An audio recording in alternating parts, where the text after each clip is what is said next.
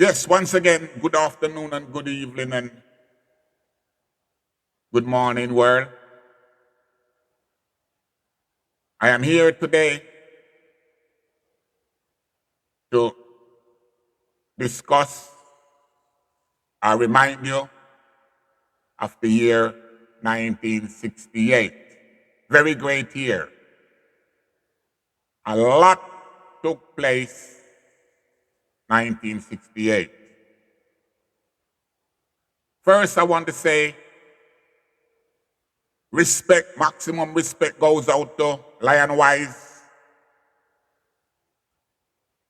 Maximum respect goes out to Fear Ramesses, my good brother.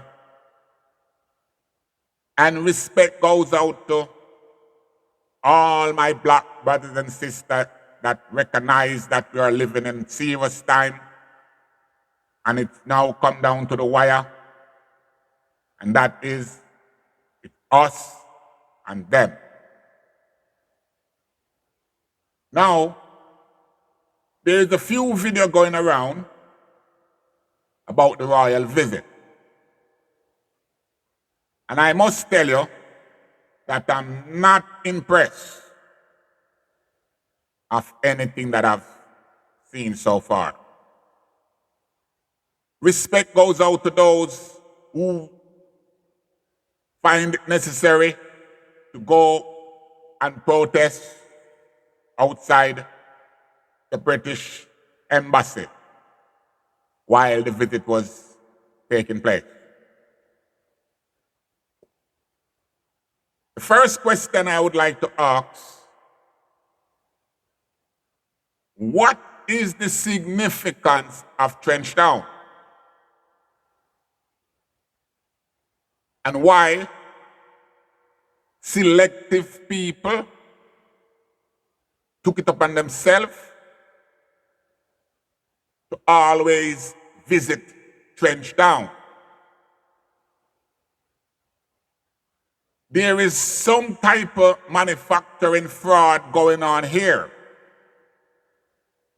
Why is it that they always go to Trenchtown and portray to the world that's the home of Bob Marley?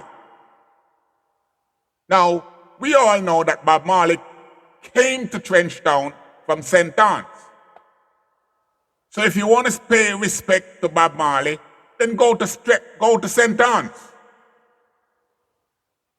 Why all Prince Charles went to Trenchtown, big yard, they make him play kitty drum and put on Rasta hat back way. Then Harry go there too. Then we see Jay-Z go there. Then we see Juna Gang them go there. And now the royal is there. It is clear that they have no respect for Trenchtown. Because our good brother Kino have been put in Trenchtown and displayed. We don't hear any of the royal family doing anything for anyone in Trenchtown. But somehow, to continue the hijacking of the Rastafari movement, they always go there and use Bob Marley as the vehicle to go there. You notice they didn't go to Oak Road this time. No, they went to Trenchtown. So I'm going to take you back now into 1968. 1968 was a very great year. I explained to you already in prior podcasts that 1968 is when the big takeover, the big fraud start. It was 1968 that the powers that be banned Dr. Rodney from returning to Jamaica, Dr. Walter Rodney from returning to Jamaica. And it was my team of Rasta that burned the city down. I already established that when I go to Jamaica, I'm embarrassed because places that was burned down 1968 up until today have not rebuilt or refurbished. And it made me sad to know that I was a part of that destruction, burning down Babylonian city. Yeah, I burned down the Babylonian city of City Kingston, 1968, as a result of the powers that be banning Dr. Walter Rodney from coming forward to Jamaica.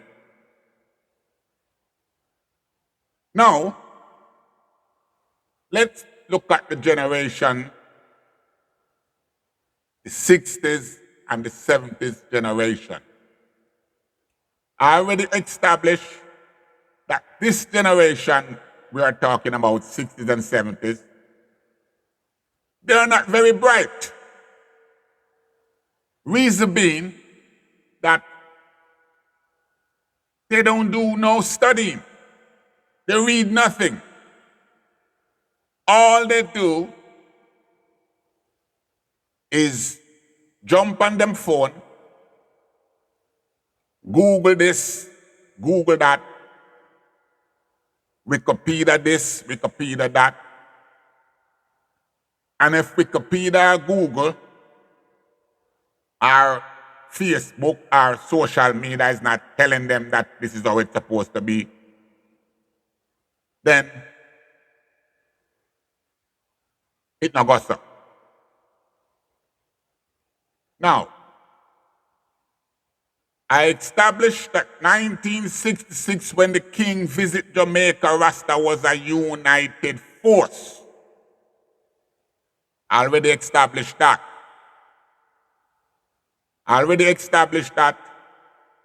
Haile Selassie visit is what put the Back to Africa movement on pause.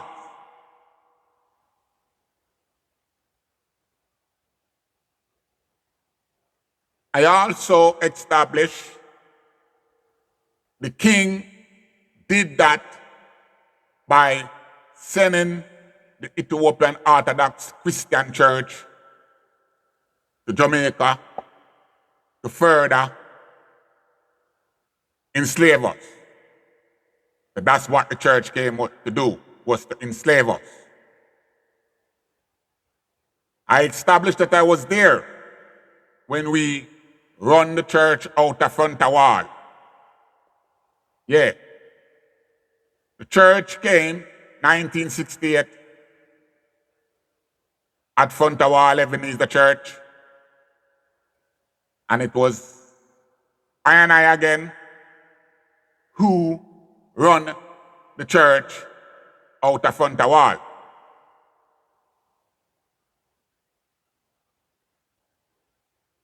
As quiet as it kept, when the church came to Ebenezer, there was none of them amongst us at that time. Because in those days, it was us and them. And there was none of them amongst us, 1968.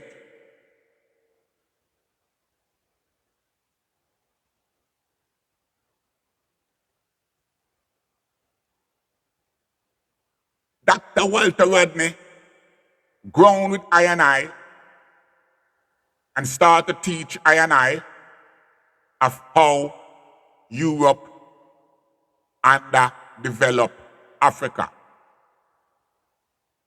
And for that reason,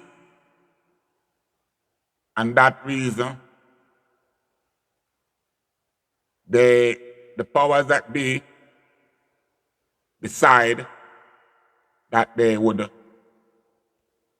ban Dr. Rodney from coming to Jamaica, from entering Jamaica. The rest of it is history. We know the history. The city is still there right now. Half of it that they don't show you still burned down. All along Spanish Town Road, there's a lot of building that is still shell standing from 1968. And if you go on East Queen Street, and if you go down Church Street, and if you go down Duke Street, you will still find remnant from 1968. Shells, building shells. Now, when I was a little boy growing up in Trenchtown, as a matter of fact, when Rima was built, they built Rima as a housing project. But along Spanish Town Road, opposite Maypen Cemetery, there was some buyouts. And they built a little plaza before you come to Little King Street. And on that little plaza section, between Little King Street and Animal Hospital, there was a big, bossy library, Trenchtown Library. I think that library was there when I was a boy. And if I can recall, by 1976, that library was non-existent. Now, the absence of that library made it that those who still wish to study would have to go up to Tam Rectum Drive to go to the main library to study, which is a very distant, easy walk, but it's still a little distance from Trenchtown. I'm saying this to say my generation have access to that library. There was no Google then, and there was no Wikipedia then, and there was no social media then. So whatever we knew, if we couldn't read, we could still study picture. So if it's even go to the library and go look for a picture in a book, we had access to do that. Now, what I find disturbing is that you would have, it's like in Jamaica there's two kind of Rasta. There is the eater food Rasta, and there is the progressive Rasta. Yeah. So the progressive Rasta, shout out to Queen Africa. I've been watching you. Have my eye on you. I like your works. At least you're standing up for something. So respect and due, mama. Now, the Rasta them will stand up for something. They were the one with the rest of us who went to demonstrate up by the British High Command. I notice them give that a little footnote and them talk about like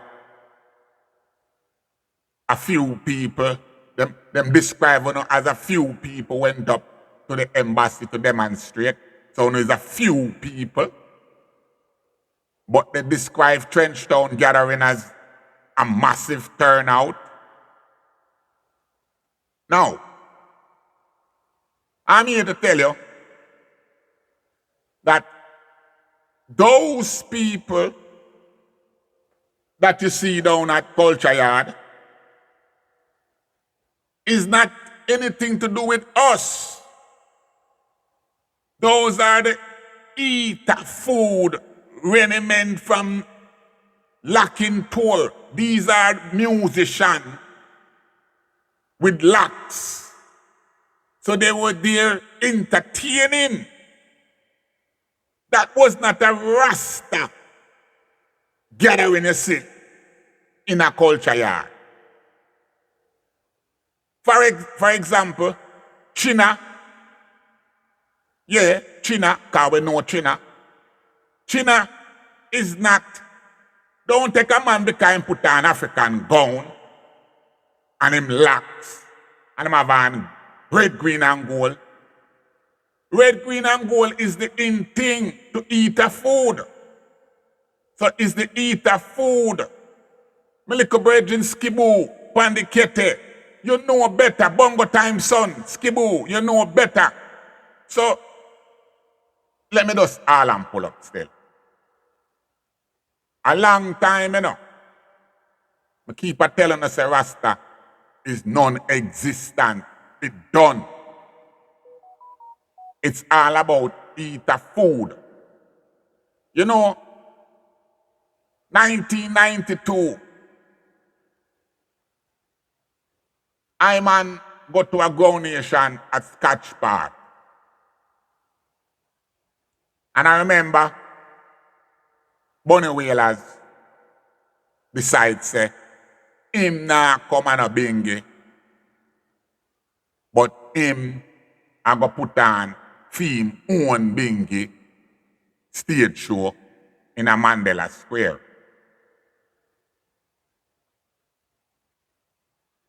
And Bunny send come a Scotch Park in the heights of the 7th day, because there was a 7th day groundation going on because the Pope was coming to visit Jamaica at the time. And Bunny Whalers send come break down the arcs where the arcs split in two and half of it went to Mandela Square for his performance and the other half stayed at Scotch Park. You know what happened that year? That was the year that they stoned Bunny Whalers in Mandela's Park. Yeah. That was fame reward him get them stone him. Right? So you see what now? When I look and see that they are saying Rasta welcome the royal family with Naya Bingi chanting, and they put the royal siblings teaching them how to play drum and all these things. My good brother Farah goes in depth in the violation of even the princess having the drum betwixt her crotches. Go over to Farah and you'll see what he say about that. When I see that, all I can tell you today, it's a crying shame. It's a disgrace. And there is no such thing as multicultural. I think it's the multicultural concept that have these people confused to the point where if I was there, they would literally crucify high. Just look upon the fact that Babsy Grange ordered them to evict L.A. Lewis from the gathering. Just look at that. It is clear to say that the Rastas are the generation of Maroon, because one hand Rasta burn out Maroon, but on the other hand, Rasta are welcome the royal family. So it seems that the Rasta that was at Culture Yard is Maroon related, because they were there to welcome their slave master. One of my good brethren sent me a Gregory Isaac this morning, slave master. Yeah. One of my good brethren sent me Gregory Isaac, slave master. I cannot play it because if I play it, I will get copyright strike. So it is sad that I can't play no music today, because again, the music is what the real us. Yeah. And the music is now controlled by them.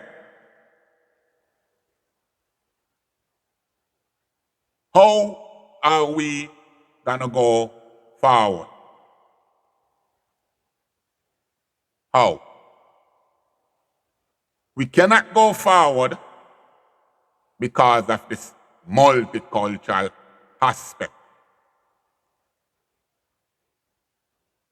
Who is it benefiting? This out of many one people. Who does that benefit? Does it benefit us? Because we are 95% us, and it's 5% them. Somebody come in and comment and tell me what is the difference between South Africa and Jamaica at this juncture. I think South Africa is over 70 million of us, and it's the same situation where we are 95% in South Africa, and the 5% is governing us.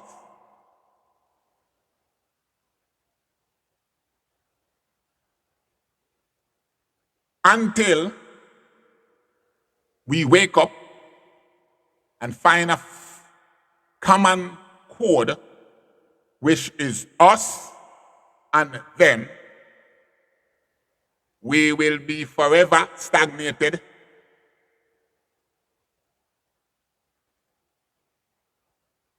Somebody comment and said, when we walk away from the Queen, what are we going to put in place?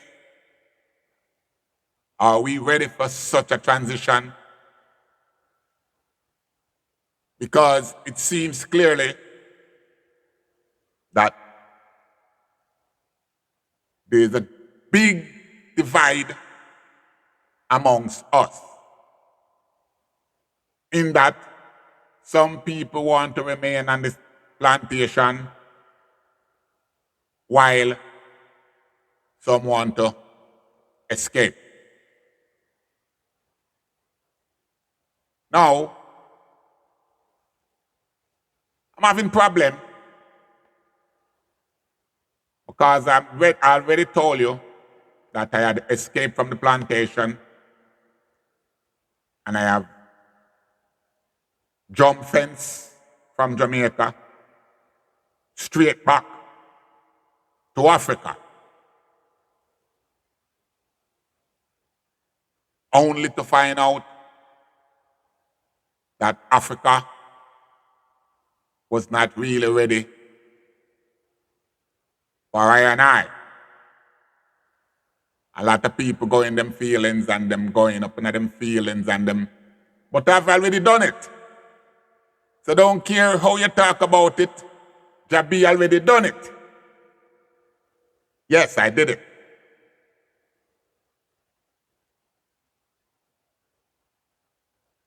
I find until Africa unite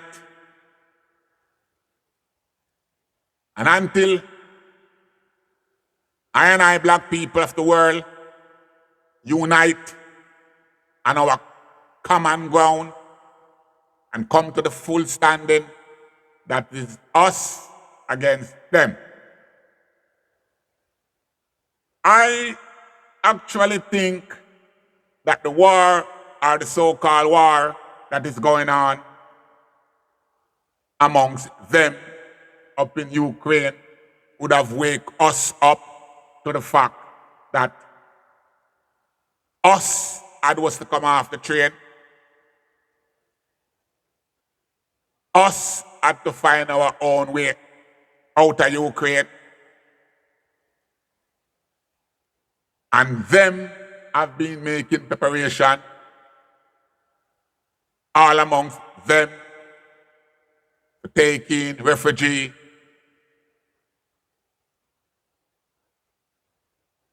from amongst them.